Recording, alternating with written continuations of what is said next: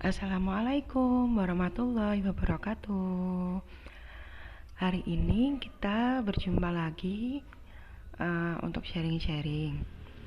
Nah, pada kesempatan kali ini kita akan membahas mengenai uh, mengelola pikiran negatif. Nah, apa sih pikiran negatif itu dan gimana cara kita untuk mengelolanya?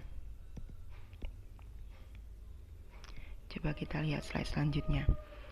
Oke, pernahkah kalian merasa cemas, takut, marah, kesal? Pasti semuanya pernah kan? Nah, kira-kira dari mana sih datangnya pikiran negatif itu? Apakah dari kejadian yang menimpa kita? Contoh, saat kita tersandung, lalu kita merasa kesal. Apakah karena tersandung itu kita merasa kesal dan akhirnya bad mood? Oke, kita kasih contoh. Ada dua siswa, siswa A dan siswa B. Sama-sama ujian nih. Nah, siswa A ini ternyata takut. Saking takut dan cemasnya itu dia sampai menangis menghadapi ujian ini. Nah, sementara siswa B, dia merasa tenang, ya tenang aja, dan akhirnya bisa fokus. Nah, dari contoh ini, apakah kita masih bisa mengatakan bahwa kalau kita merasa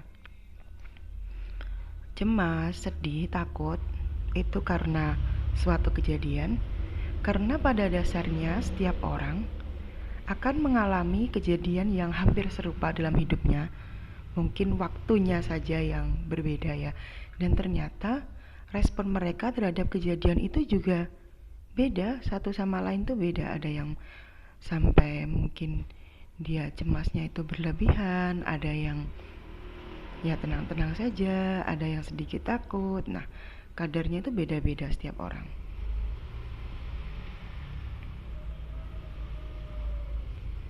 Nah, itu yang atas agak kepotong ya.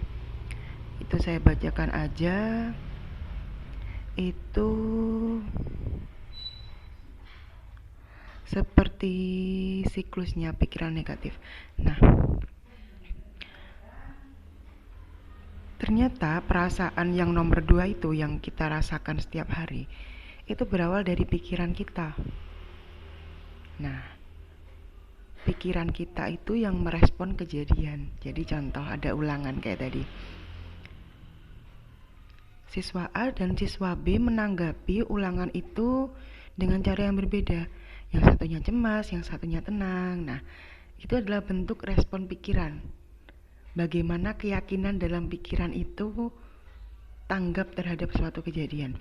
Nah, setelah pikiran itu merespon, mempengaruhi perasaan. Akhirnya perasaan mempengaruhi perilaku.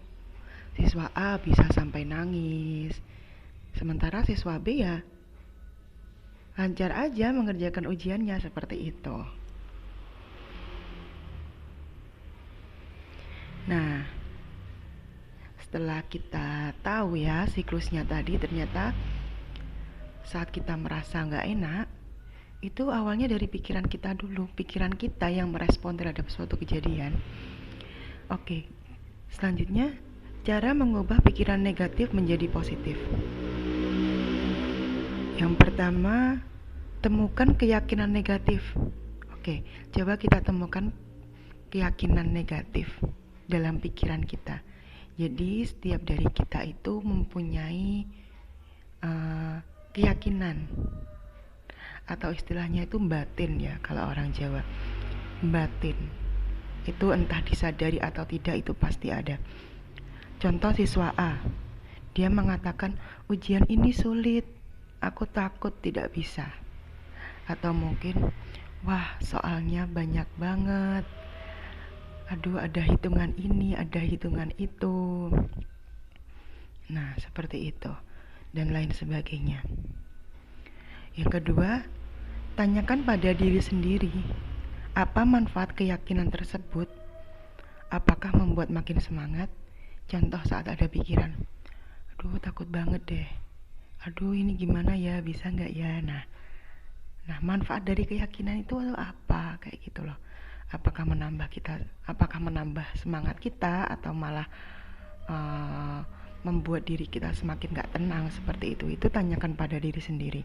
Apa untung ruginya? Nah, setelah itu yang ketiga, ubah keyakinan.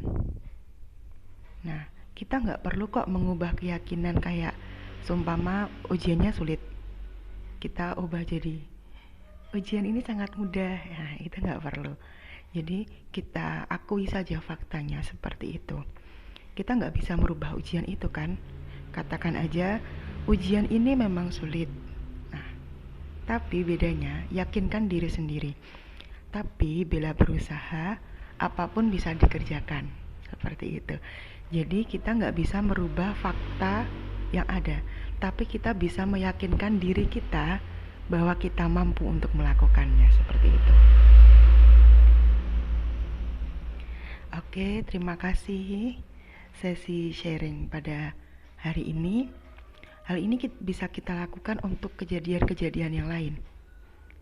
Contoh, saat kita mungkin memilih perguruan tinggi atau apapun itu, kita bisa mengelola pikiran kita untuk tetap tenang dan bisa menguasai keadaan. Terima kasih.